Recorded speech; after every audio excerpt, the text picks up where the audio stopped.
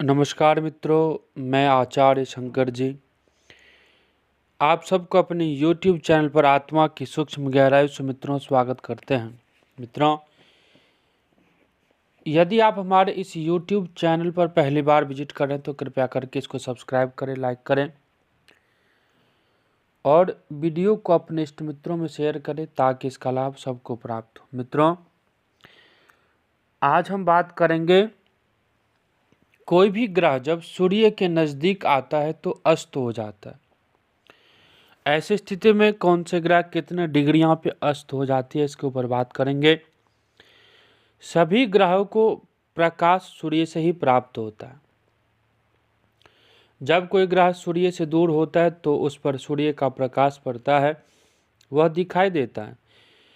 परंतु यदि कोई ग्रह सूर्य से सप्तम भाव में स्थित हो तो उस पर सूर्य का सीधा प्रकाश पड़ता है मित्रों, और तब वह पूरी तरह से प्रकाशित होता है, यानी कि वह पूर्ण रूप से फल देने में सक्षम होता है वह ग्रह जो सूर्य से सप्तम में बैठा हो।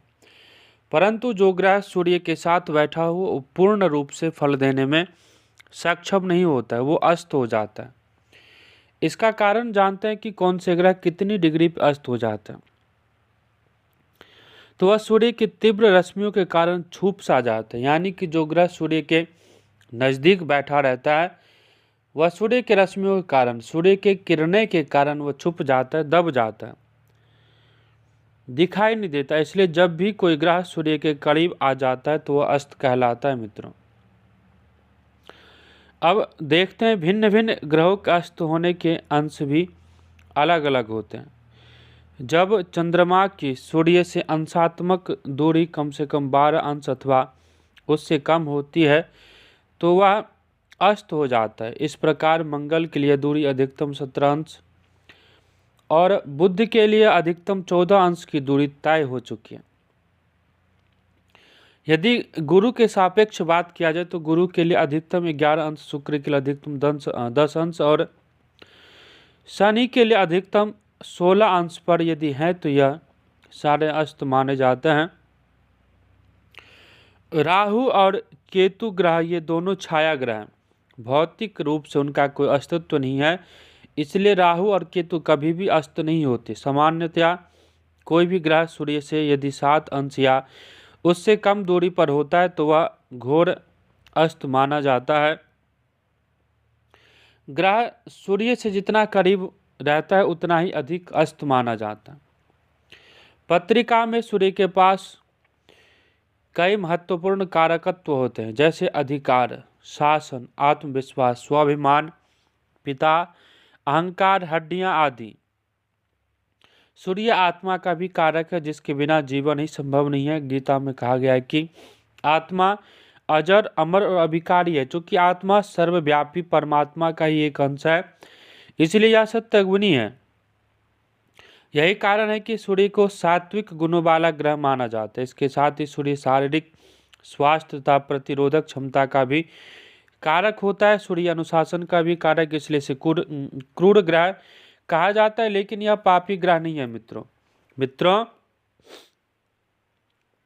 ज्योतिष शास्त्र कर्म फल के सिद्धांत पर आधारित है। जातक की जन्म पत्रिका में उसके पूर्व जन्मों के कर्मों के आधार पर कुछ ग्रह अस्त हो जाते हैं, अथवा संभव है कि पूर्व जन्म में जातक किसी ग्रह के कार्यकत्व के संबंध में अहंकार रखता आया हो और उस अहंकार की समाप्ति हेतु ही जातक को सीख देने के लिए वह ग्रह इस जन्म में अस्त हो गया है।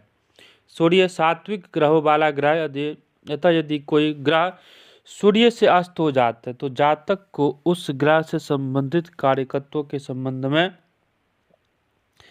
अपना अहंकार छोड़ देना चाहिए। साथ ही शॉर्टकट के रास्तों को छोड़कर अनुशासन व सात्विक गुणों को अपनाकर पूरी मेहनत करनी चाहिए। मित्रों बात करते हैं,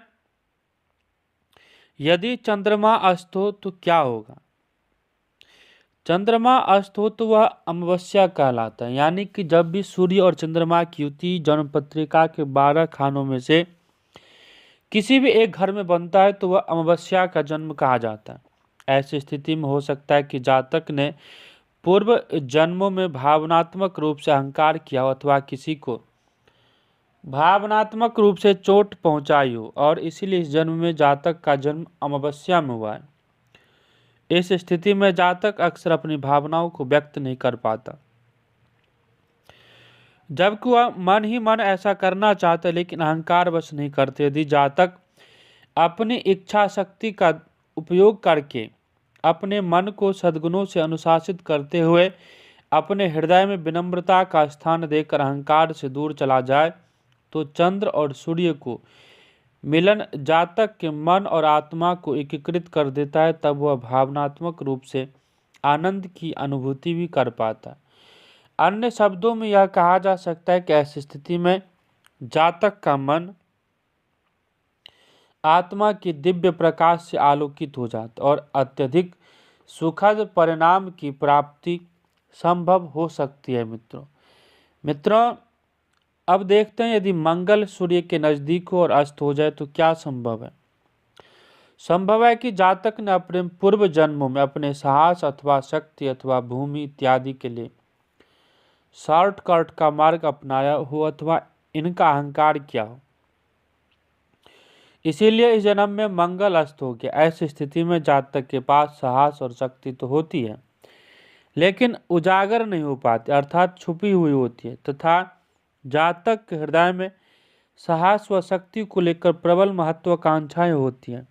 ऐसी स्थिति में यदि जातक अपने अहंकार का त्याग करके सात्विक राह पर चलकर अपने साहस और शक्ति का उपयोग सही दिशा में करे तो सूर्य उसका सदैव साथ देता तथा उसकी महत्वाकांक्षाएं अवश्य ही पूर्ण होती है। मित्रों उसके बाद बात करते हैं यदि सूर्य के साथ बुध आ जाए तो एक प्रकार से एक राजयोग भी है, बुधादित्य योग भी जिसे बोलते हैं, परंतु बुध सूर्य से अधिकतम 28 डिग्री का अंतर पर ही हो सकता है। इसीलिए पत्रिकाओं में बुध व सूर्य की युति होना स्वाभाविक सी बात है। इसे बुधादित्य योग भी कहा जाता है। इस स्थिति में यदि बुध सूर्य से अस्त हो तो बुध आदित्य योग अत्यधिक प्रभावशाली माना जाता है। सूर्य और बुध के अंशों में जितना कम अंतर होता है बुधादित्य योग उतने ही अच्छे परिणाम देने वाले। तभी तो कहते हैं कि बुध को अस्त का दोष नहीं लगता है। मित्रों ऐसे व्यक्ति अक्सर आत्मविश्वासी तथा विलक्षण बुद्धि के स्वामी देखे गए, लेकिन ऐसी स्थिति में जातक को सदैव एक बात का ध्यान रखना आवश्यक है कि उसे अपनी बुद्धि अपनी शिक्षा अथवा वाणी का अहंकार न हो। यदि जातक सात्विक गुणों को अपनाकर अपनी बुद्धि तथा वाणी का उपयोग सही दिशा में करेगा तो सूर्य सदैव उसका साथ देगा, परंतु जो व्यक्ति अपनी बुद्धि वाणी का सदुपयोग नहीं करता उसका अहंकार करता है मित्रों, ऐसी स्थिति में सूर्य उसका साथ नहीं देता है और आजीवन वह जातक परेशान रहता है। मित्रों इससे आगे के एपिसोड में यानी कि हम बात करेंगे सूर्य गुरु सूर्य शुक्र सूर्य शनि साथ हो तो क्या प्रभाव हो सकता है। इसके लिए आपको आगे का एपिसोड देखना पड़ेगा। इस वीडियो में हम इतना ही बात करेंगे। मित्रों यदि आपने हमारे YouTube चैनल पर पहली बार विजिट करें तो कृपया करके इसको सब्सक्राइब करें, लाइक करें, शेयर करें और वीडियो को अपने इष्ट मित्रों में जरूर शेयर करें ताकि इसका लाभ सभी को प्राप्त हो। मित्रों नमस्कार।